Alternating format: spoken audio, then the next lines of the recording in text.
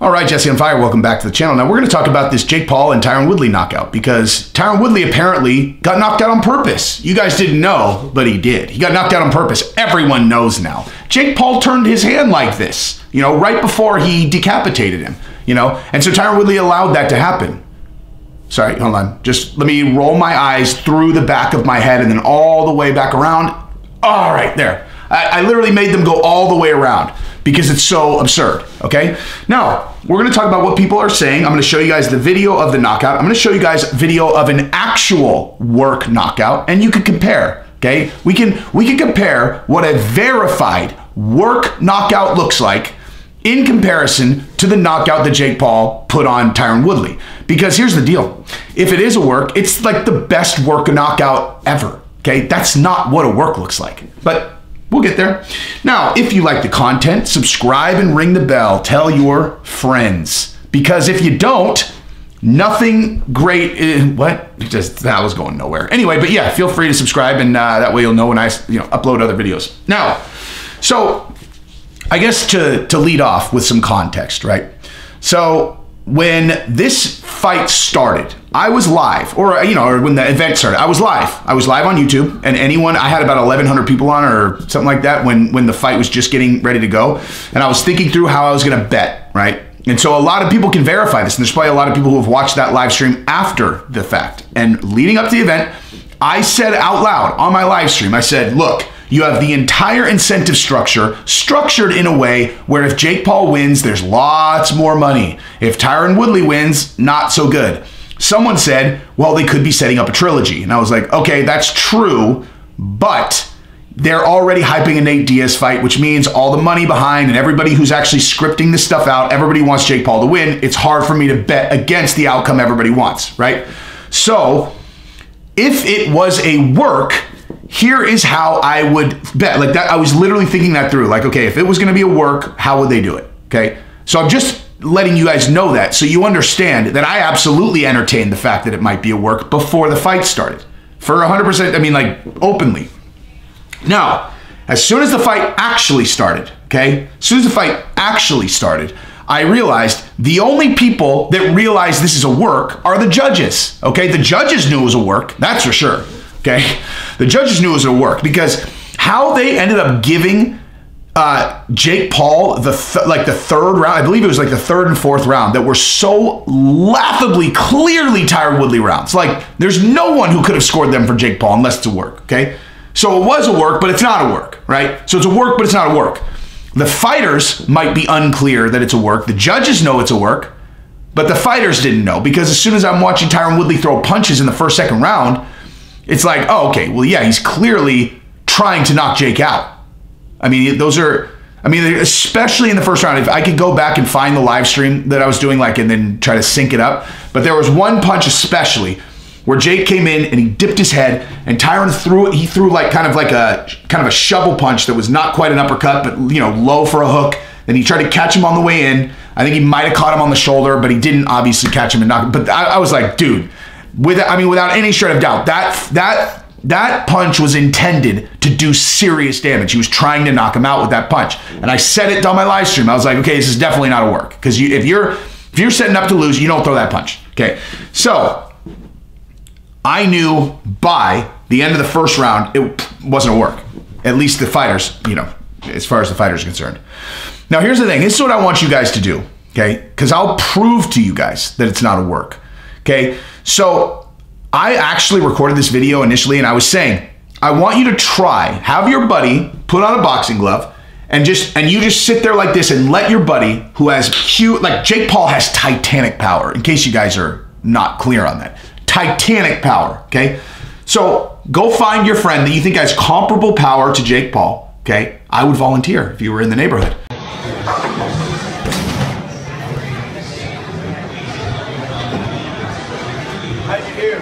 Get out of my way! Good Lord.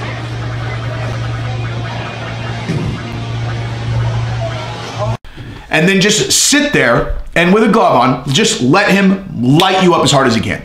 Okay? But first, you need to let him punch you in the body, okay, 4 times, as hard as he can.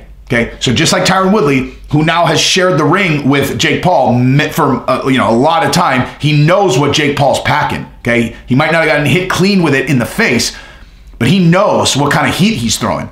Okay, so you gotta actually let a guy, like, just pretend you were my next door neighbor, and then just let me whap, just nuke you in your body or your arm, whatever, your leg, somewhere where you can actually feel it.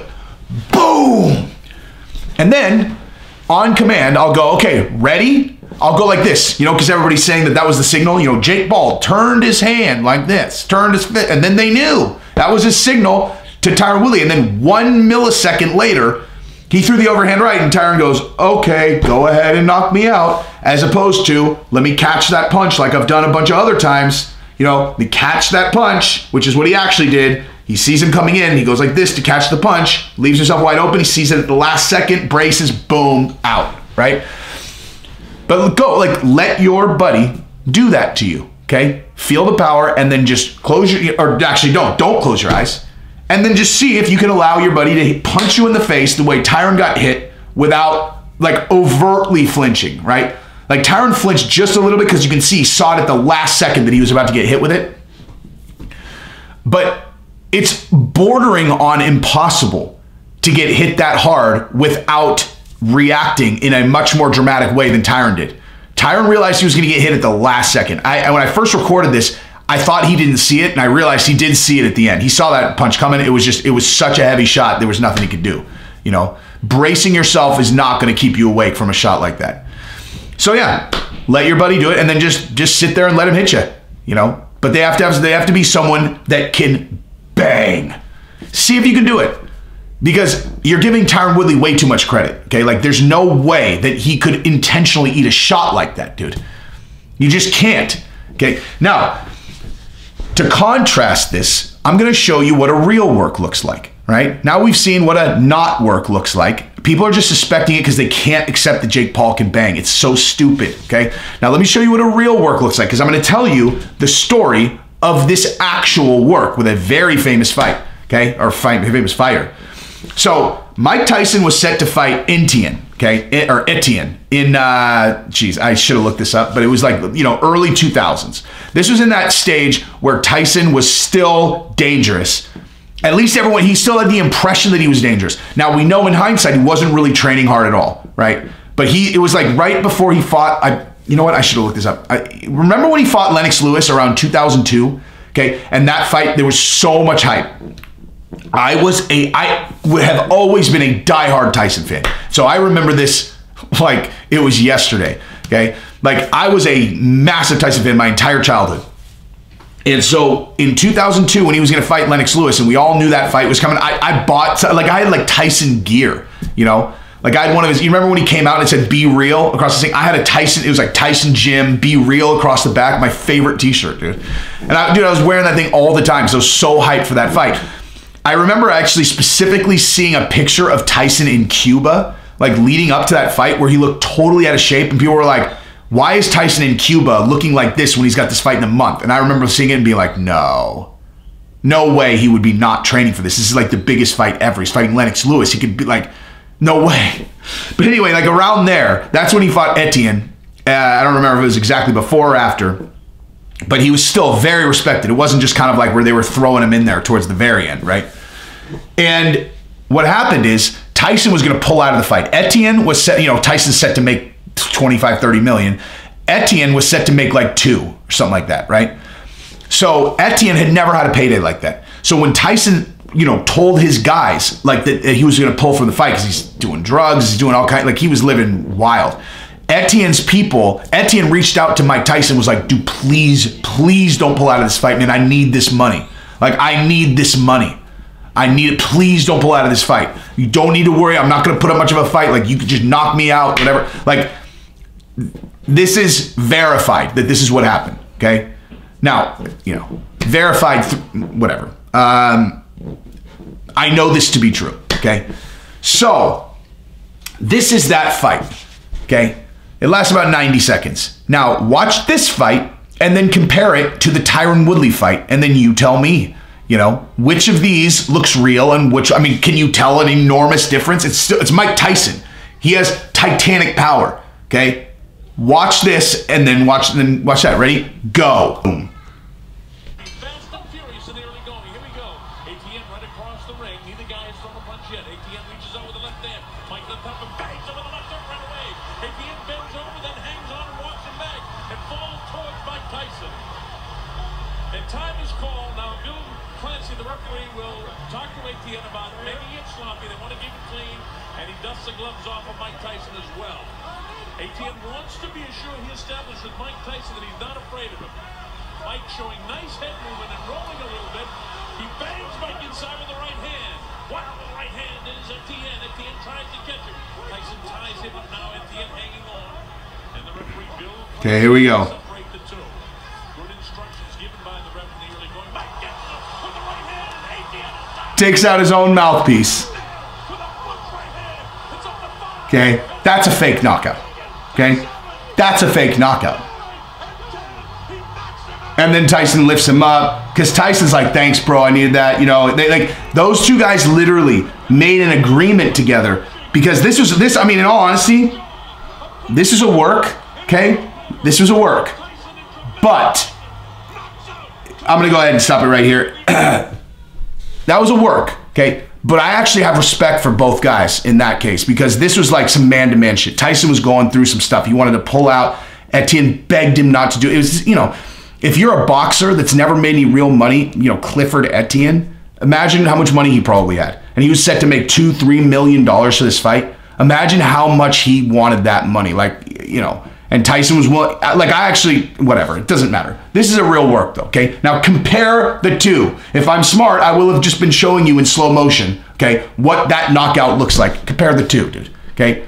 That's what a work looks like, okay? Now compare it to Tyron Woodley getting decapitated. It's not comparable. Now, let me just say this. As an aside, I don't like seeing videos of people getting, or I don't like memes of people who get knocked out. I don't like when people make fun of people who have been knocked out, like at all. I really don't like it. And I'm not telling people what to do. That's just kind of what this channel is. I just share my opinion on things. I don't like it. I don't like it. I really, really don't like it. You know, I think people are just so callous. It's like for people to make fun of Cody Garbrandt after this last knockout, I'm like, dude, it's such a stunning lack of emotional intelligence unless you have an actual problem with him. Like if he's someone that you really don't like for whatever reason, then I guess, you know, maybe. But that's the only way. Like if you're just a person who just like jumped on that bandwagon like, ha ha ha, oh man, oh look at this idiot, and you're like memeing it. You know I like Bilal Muhammad. I do, and I'll tell you why. Because look at what he tweeted after that fight.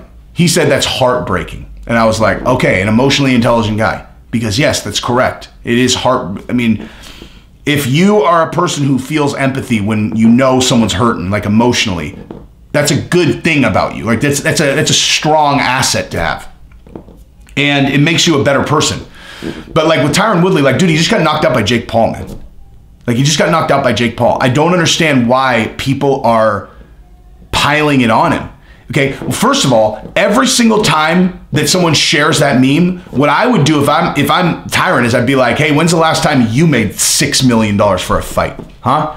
You know, would you take that? Would you take that Jake Paul loss for $6 million? Because every single person that's sharing that meme would. Okay. Now, I'll tell you right now, if someone wanted me to fight Josh Fabia and I knew I was going to get knocked out, would I take it for $6 million? Of course I would, dude. Of course I would. That's the only thing that's comparable. You know, we're like, that's a fight, you know, like, that's a fight you should win, dude. Yeah, I know. And then Fabia knocks me out. It's like, I do my entrance, you know, come out like hood on. It's like, boom. What would I come out to? If I really told you guys, I would come out to Mad World. Mad World. At least that's what I'd be listening to in my headphones. Everybody always asks me about that. They're like, what would your entrance music mean? And I've always said, I was like, I'm not going to tell you because I'll sound totally crazy. That's the actual answer.